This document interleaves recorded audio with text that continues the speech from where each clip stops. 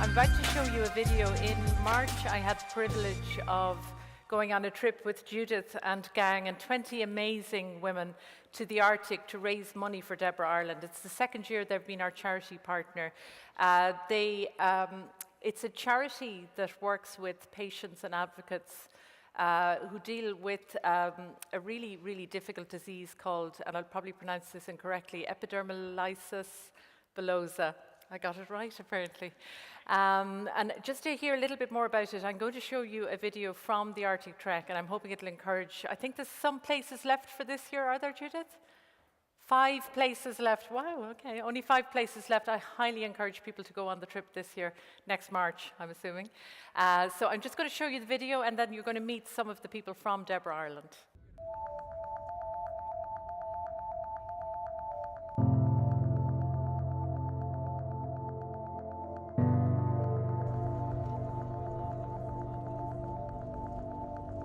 I'm Valerie Daunt, partner in Deloitte. Commercial analyst for Amrit Pharma. Managing Director, QMark. HR manager. Primary school teacher. My name is Liz Collins and I'm a full-time mother to a child with epidermolysis bullosa. Liz and other mums like her were the inspiration with this whole idea, because to me I was looking at the mums who have children with DB and thinking they are the most formidable people I have ever met in my life. And so I thought, wouldn't it be amazing to get a bunch of women who would do this in honour of these incredible women.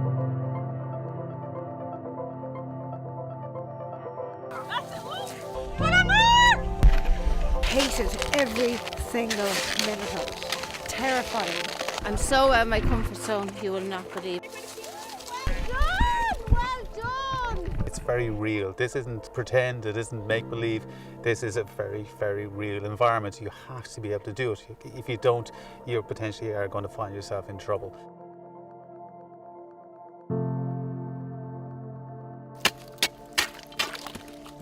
I won't mind doing the kids' sandwiches next week. This will all be putting it into perspective. Most of these women are from the city, they work in offices, they do the 9 to 5. This is as far away from normal life as they can get. We're getting used to it. We survived the first night. It was great. Today everybody's going to be cross-country skiing for the whole day, so it is a little bit of a step up, but they need it in preparation for tomorrow's overnight. And skiing all the way down along the lake to the side of the hill, and then across the forestry here, and then we come down into Akaslampolo, and it's a frozen lake, so it's a beautiful open expanse, but it'll be a nice kind of a sustained day for them. You know, working in the corporate world, you can often lose sight of kind of the bigger picture stuff, so it was nice to do something outside of that world, and that's kind of what I was looking for. So when I knew there was an opportunity to fundraise, but to also take on a kind of a physical, tough survival challenge too, it totally appealed. It was incredible, an amazing day. So we all found it tough early on, but by the end we felt like expert skiers. I kind of assumed today was a bit of a test for us to see could we make it, because like if we made today, we can do tomorrow now. Yeah, it's horrendous. There's not an aspect of her life that isn't affected. These kids are the bravest people that I've ever met, and my daughter's just extremely strong, but there's not a day that they're without pain, there's not a day that they're without wounds. What we're doing is a walk in the park compared to what she suffers daily, so that's why I'm doing it.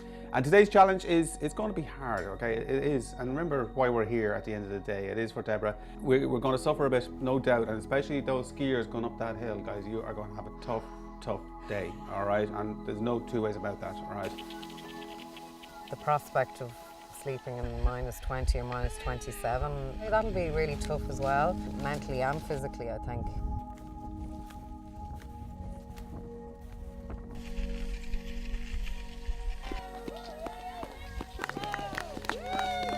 I'm just so happy. Heat and body warmth is vital. If you're cold, you're just miserable. It's not fun and it's not safe.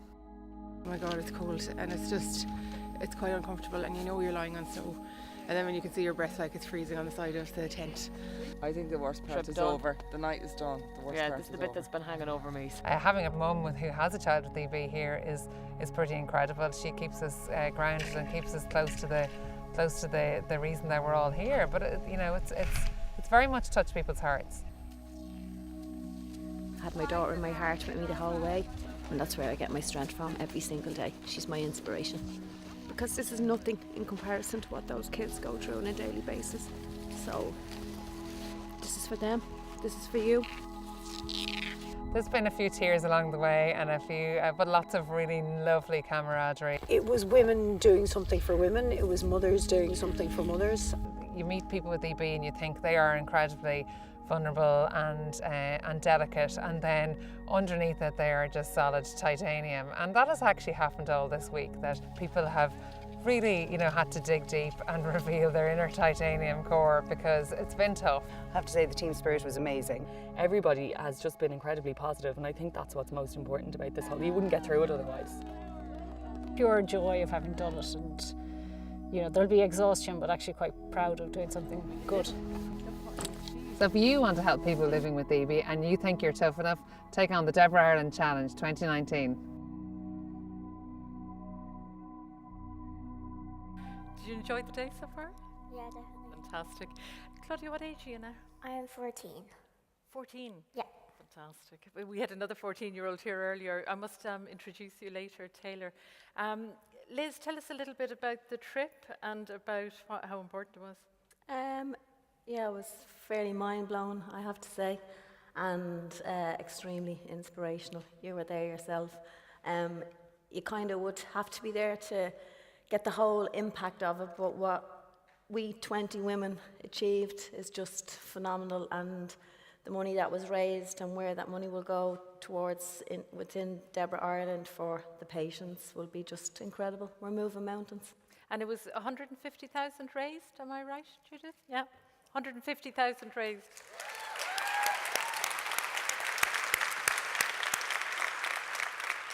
And just before I move on to chatting with Claudia, tell us why it's so important. I mean, you as a mother, how difficult is it? Yeah, it's really, really tough. But at the end of the day, I'm Claudia's mother. I can't cure her, but I can do whatever I can to get nearer a cure, I suppose, as such. She is my heart, she is my child. And I think all mothers, we see what's going on, within Ireland, the changes at the moment, Manana Heron and all of that. I'm trying to make a better world for her, a better life for her, and to get her to achieve all her goals in life. And Claudia, you're very courageous to be here, because it's nerve-wracking, sitting in front of all these people. So thank you very much. At 14 years old, it's very nerve-wracking. Tell us a little bit about your own life, because you're a 14-year-old teenager. Did I see you at Taylor Swift the other day? I was. I went to Taylor on Saturday night. It was very good. So how challenging is it for you to get on with a normal teenage life? Well, it's definitely hard, because at the age I am now, I'm 14, and no one at this age wants to go through anything like that. And now the world we live in, the stereotypical world that we live in, it's hard to be who you want to be when you have this. So you kind of just have to push through, I guess. But, it is definitely hard, yeah. And I've seen bits of film of you doing ballet and all sorts of things. You managed to push through and do all sorts of activities. What are the things that you love?